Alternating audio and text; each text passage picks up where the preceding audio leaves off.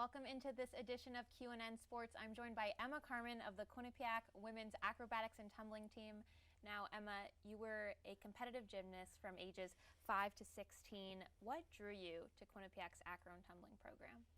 Well, I actually first came here for the journalism program because I've always wanted to be a sports broadcaster.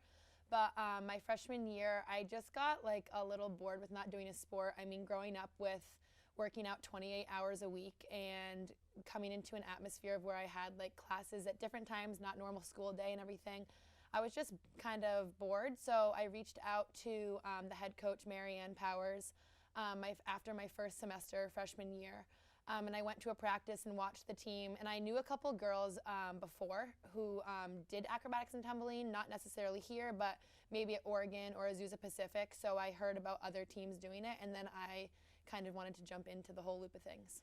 But before you joined the team and before you had met your teammates and your coach, you were diagnosed with a spinal condition. Can you tell me a bit about that? Yeah, so I was diagnosed with scoliosis. I actually first had a winged scapula in 8th grade, so I was 13, 14 years old, and they said that my shoulder blade was popped out of its socket.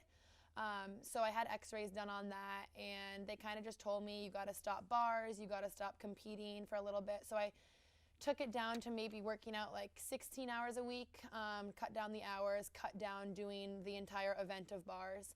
And then I would go back for x-rays every couple months, and then they noticed that my spine actually had a 46-degree curve. And I was the upper back, and scoliosis is your spine is shaped like an S, so my spine looked like that. So then I went back 2 years later, and I actually was diagnosed with a 56-degree curve in my sophomore year of high school, and then that's when I had to get the spinal fusion surgery.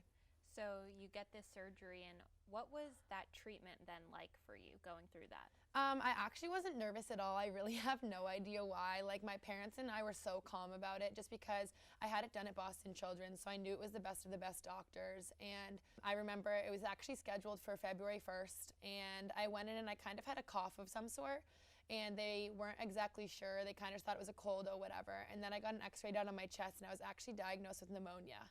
So if I went in for that surgery with pneumonia, I actually would have like instantly passed away when they opened up my back, which is insane, and I can't even imagine what would have happened. So they scheduled it 2 months later, so I had it done on April Fool's Day, and like my surgeon is a young jokester or whatever. He's like, oh, what are we doing surgery on today? Like joking around with me.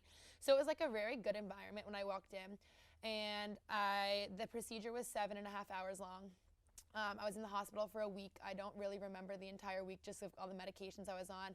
I had my best friends visit me, family, friends, everything. And then I remember waking up in my parents' bed, actually, falling asleep in the bed, counting back from 100, and then waking up in my bed at home, which was crazy. I have 2 rods and 14 screws right now. But I wouldn't have changed the world for it. I'm totally open to talk about it. I've gone to a couple conventions where I've talked to younger kids about the whole process too, because obviously when you're younger, it's a lot more scary. You go through this treatment, and he says you can go back and compete again. So you now come to Quinnipiac, but you move from a spring floor to a hard floor. And what happened at that practice? So it was the beginning of my sophomore year here, and I went in for the first practice. Great environment, the team, such a good chemistry. So I came back and I could tumble pretty well. I mean, obviously, like my body, I'm very tall, I'm 6 feet tall, so it takes a little longer to get over, flip, all that. But I was pretty like handicapped the next day almost. It felt like I was just like stuck almost. I couldn't sit up without any pain.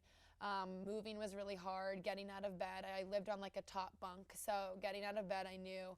And my mom's like, well, you know what, like maybe this just isn't for you. Like I'm so proud of you. You gave it a shot, everything. You tried your best.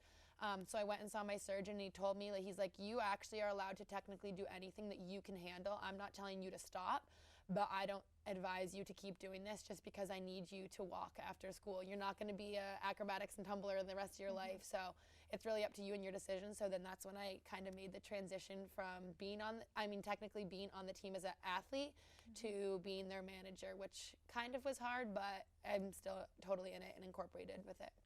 What do you miss the most? From the competing aspect, I just loved like meet days and game days that they're called now. Going to the meet, getting the whole like process of getting ready, doing your makeup, putting your face tattoos on and all that. Like, I loved that. I still get to do that with the team, which is great. I still dress up for game days and everything. I travel with them. But I think I just miss the actual like tumbling aspect. I think I've really like stuck well with this team, and I'm gonna definitely miss it when I leave in a year. Still a full-time commitment. Mm-hmm. Well, that's all for this episode of QNN Sports. We'll catch you next time.